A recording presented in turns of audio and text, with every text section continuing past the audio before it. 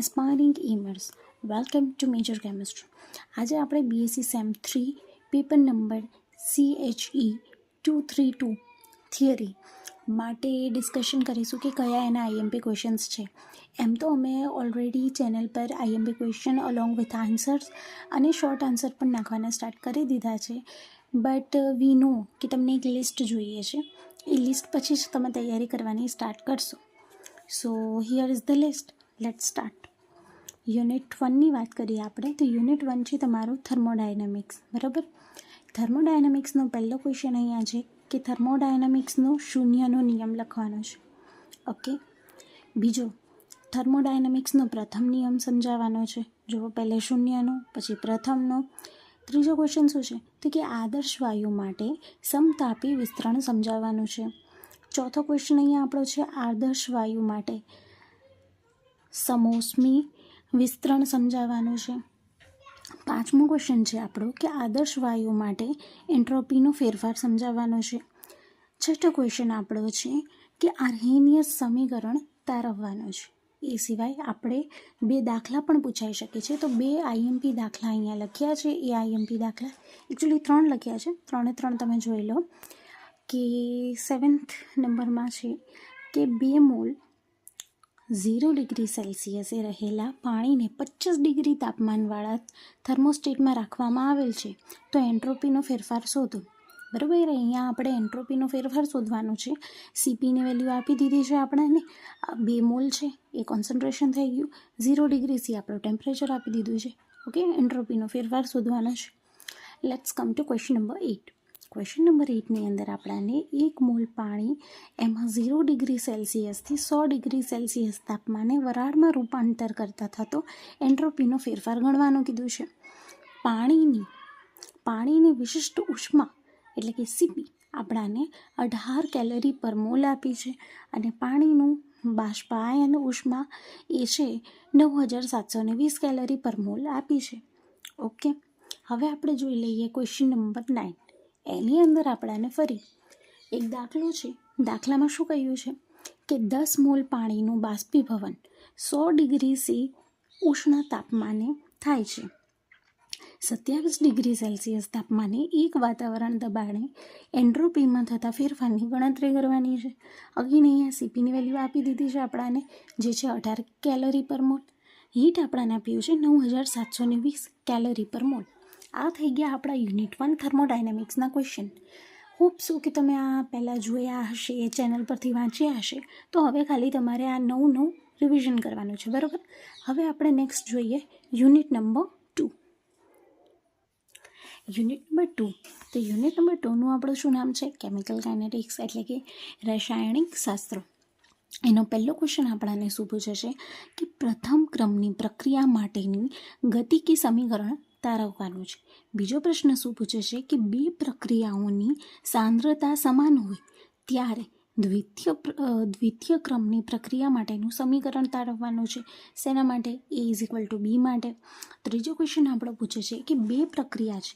Okay, 2 પ્રક્રિયાઓની સાંદ્રતા સમાન ના હોય. સાંદ્રતા કેવી છે? અસમાન છે. ઉપર શું હતું? સાંદ્રતા સમાન હતી. સમાન ન હોય ત્યારે દ્વિતીય ક્રમની પ્રક્રિયા માટેનું સમીકરણ તારવવાનું કીધું છે. એટલે પહેલાં A = B માટે, હવે A ≠ B માટે. ચોથા પ્રશ્નની વાત કરીએ તો ચોથા પ્રશ્નમાં એક પ્રથમ ક્રમની પ્રક્રિયા 45% પૂર્ણ થતાં 60 મિનિટનો સમય લાગે છે, તો 60% પૂર્ણ થતાં કેટલો સમય લાગશે?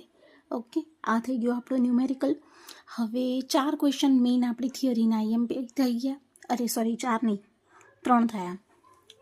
તો 3 ક્વેશ્ચન આપણા થિયરી માટે થઈ ગયા અને ચોથો ક્વેશ્ચન આપણો ન્યુમેરિકલ માટે થઈ ગયો.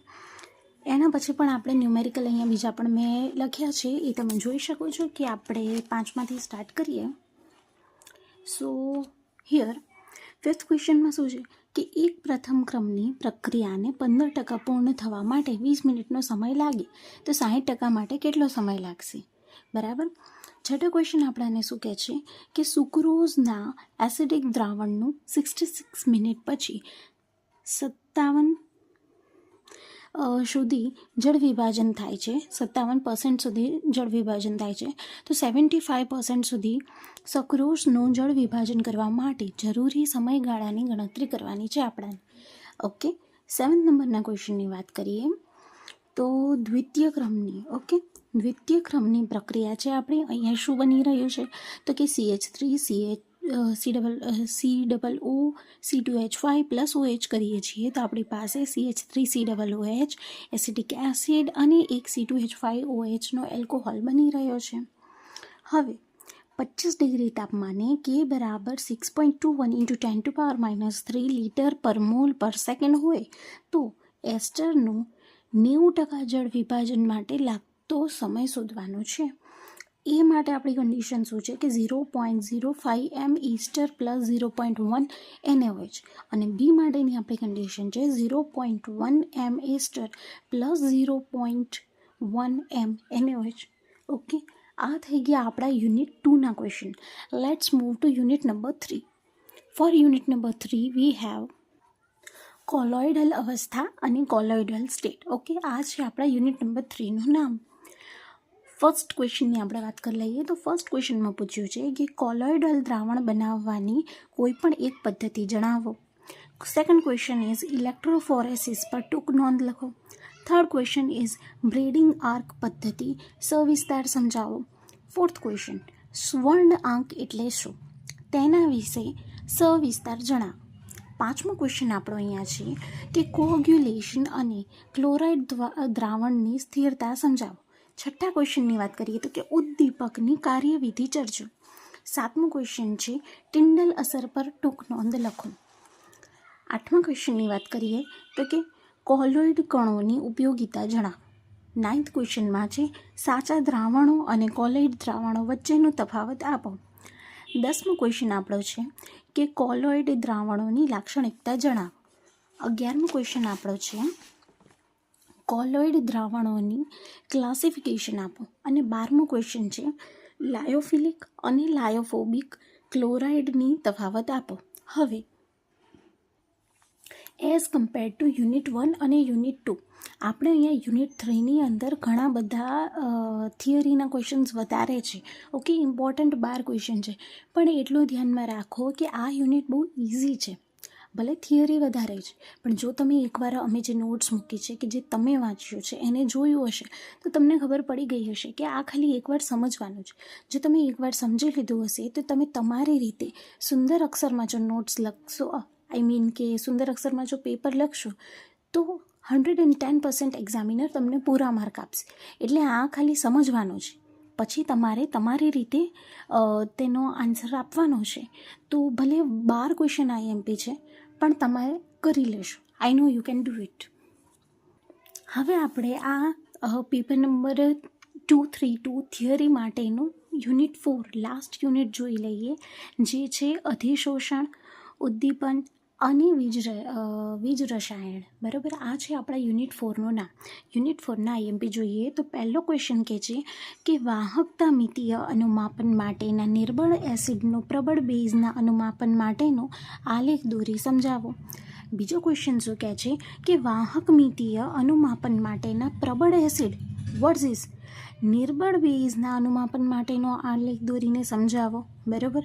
ત્રીજો શું કહે છે તો કે આયનોના વહનાંક શોધવાની ચલિત સીમા પદ્ધતિ સમજાવો. ચોથો ક્વેશ્ચન આપણો કહે છે કે આયનિક પ્રબળતા એટલે શું. 0.2 મોલર Na2SO4ની આયનિક પ્રબળતા શોધો. પાંચમો ક્વેશ્ચન કહે છે કે વાહકતા મિતીય અનુમાપન માટેના પ્રબળ એસિડ વર્સિસ પ્રબળ બેઝના અનુમાપન માટેનો આલેખ દોરો. છઠ્ઠા ક્વેશ્ચનમાં આપણાને પૂછ્યું છે કે સમાંગ અને વિસમાંગ ઉદ્દીપન યોગ્ય ઉદાહરણ આપીને સમજાવો. સાતમો ક્વેશ્ચન કહે છે કે ફ્રુનલીજ અધિશોષણ સમતાપી સમીકરણ તારવો.